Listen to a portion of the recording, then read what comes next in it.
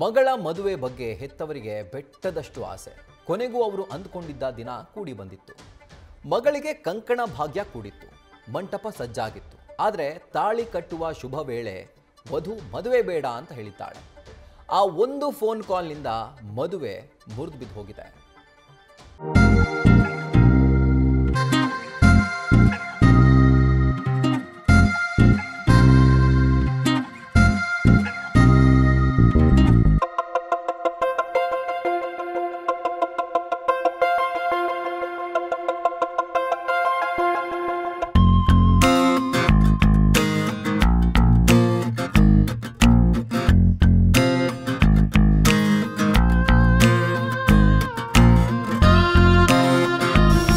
ಮದುವೆ ಮನೆಯಲ್ಲಿ ಸಂಭ್ರಮ ಮನೆ ಮಾಡಿತ್ತು.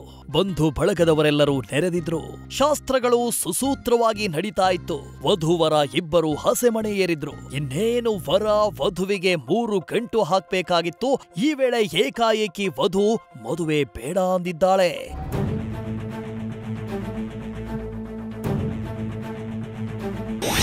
ತಾಳಿ ಕಟ್ಟುವ ಶುಭ ವೇಳೆ ಮದುವೆ ಬೇಡ ಅಂದ್ಲು ವಧು.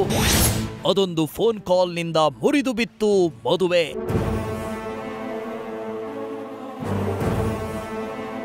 ಹಾಸನದ ಆದಿಚುಂಚನಗಿರಿ ಕಲ್ಯಾಣ ಮಂಟಪದಲ್ಲಿ ಮದುವೆ ಸಂಭ್ರಮ ಮನೆ ಮಾಡಿತ್ತು. ಎಲ್ಲರೂ ಖುಷಿ ಖುಷಿಯಾಗಿ ಮದುವೆ ಕೆಲಸದಲ್ಲಿ ಬ್ಯುಸಿಯಾಗಿದ್ರು. ನೆರೆದಿದ್ದ ಬಂಧು ಬಳಗದವರು ತಾಳಿ ಕಟ್ಟುವ ಶುಭ ವೇಳೆಗಾಗಿ ಕಾದು ಕುಳಿತಿದ್ರು. ಆದರೆ ಹಸೆಮಣೆ ಏರಿದ್ದ ವಧು ಕೊನೆ ಕ್ಷಣದಲ್ಲಿ ಮದುವೆ ಬೇಡ ಅಂದಿದ್ದಾಳೆ. ಅದೊಂದು ಫೋನ್ ಕರೆಯಿಂದ ಮದುವೆಯೇ ಕ್ಯಾನ್ಸಲ್ ಆಗಿದೆ.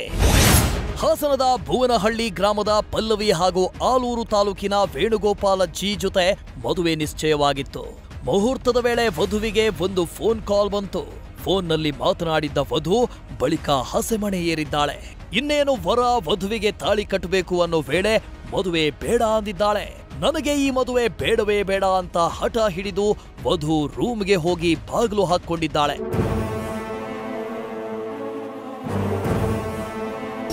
ವಧು ಮದುವೆ ಬೇಡ ಅಂದಿದ್ದಕ್ಕೆ ಮದುವೆ ಮಂಟಪದಲ್ಲಿ ಕೋಲಾಹಲವೇ ಉಂಟಾಗಿದೆ. ತಕ್ಷಣವೇ ಹಾಸನ ಬಡಾವಣೆ ಹಾಗೂ ನಗರ ಠಾಣೆ ಪೊಲೀಸರು ಮಧ್ಯಪ್ರವೇಶಿಸಿ ಪರಿಸ್ಥಿತಿ ತಿಳಿಗೊಳಿಸಿದ್ರು. ಮದುವೆ ಬೇಡ ಎಂದ ವರ, ಕಣ್ಣೀರಿಟ್ಟ ಪೋಷಕರು.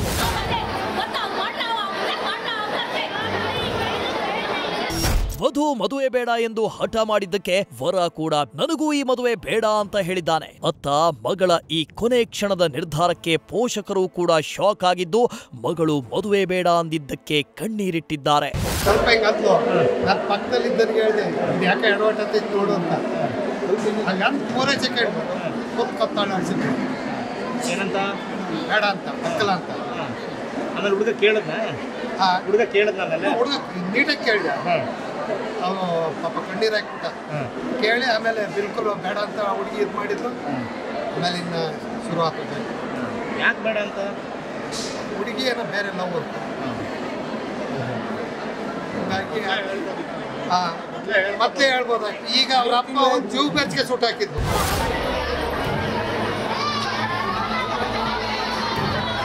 ಮಗಳ ಮದುವೆಗಾಗಿ ಸಾಲ ಸೂಲ ಮಾಡಿ ಲಕ್ಷಾಂತರ ರೂಪಾಯಿ ಖರ್ಚು ಮಾಡಿದ್ದ ಹೆತ್ತವರು ದಿಕ್ಕೆ ತೋಚದಂತಾಗಿ ಕುಳಿತಿದ್ದಾರೆ. ಆತ ವೈವಾಹಿಕ ಜೀವನದ ಬಗ್ಗೆ ಸಾಕಷ್ಟು ಕನಸು ಕಂಡಿದ್ದ ವರನ ಕನಸು ಕೂಡ ನುಚ್ಚು ನೂರಾಗಿದೆ. Kiran, news first, Hassan. News first ನಿರ್ಭೀತಿಯಿಂದ ನಿಮ್ಮ ಪರವಾಗಿ.